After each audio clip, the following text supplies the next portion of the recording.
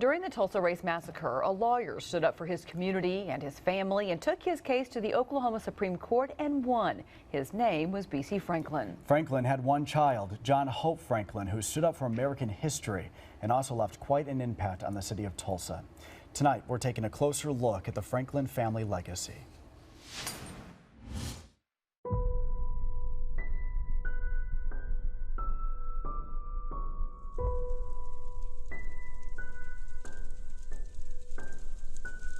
From my office window, I could see planes circling in midair.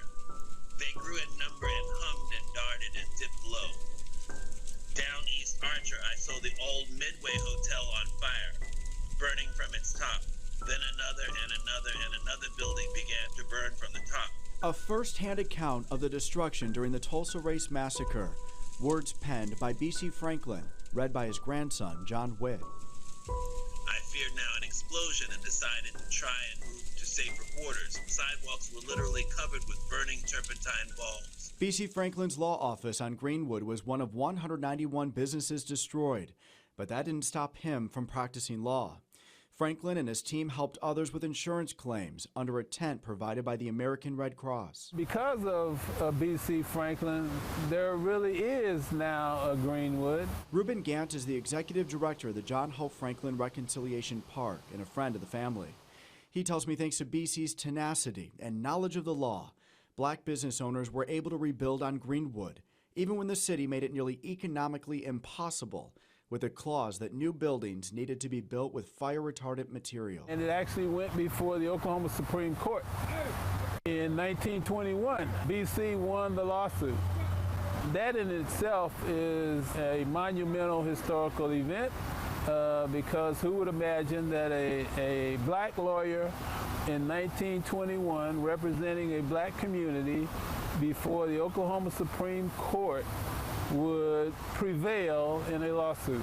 Well, he did. While immensely proud of his grandfather, John Witt remains deeply disappointed with the city of Tulsa and how it has handled the race massacre over the past 100 years. The city has been in such denial for so many years of this history, of the destruction of a prosperous community. BC set a strong family foundation deeply rooted in faith, hard work, and the desire to capture, know, and examine history.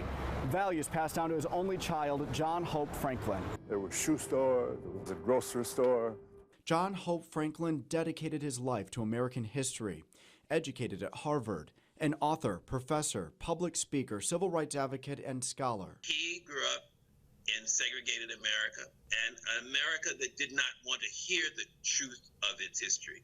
It certainly didn't want to hear about the Tulsa race massacre, but it didn't want to discuss slavery, it didn't want to discuss segregation. And he used to always say, the truth in history is dependent upon who's writing it.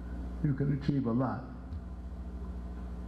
by having a healthy outlook and without bitterness.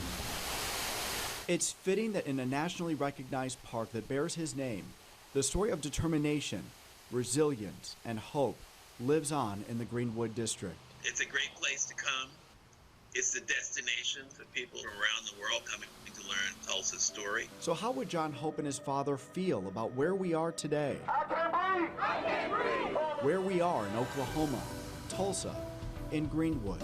I think, their words would be that we made some progress, but we still have a long way to go. It's not a formidable task, but if we are sincere, we can be an example for the United States of America. Last month, National Geographic named John Hope Franklin Reconciliation Park as the most important place in all the country to view and talk about history. It's also worth mentioning here tonight, in 1995, President Bill Clinton awarded John Hope Franklin the Presidential Medal of Freedom, the nation's highest civilian honor, saying he never confused his role as an advocate with his role as a scholar.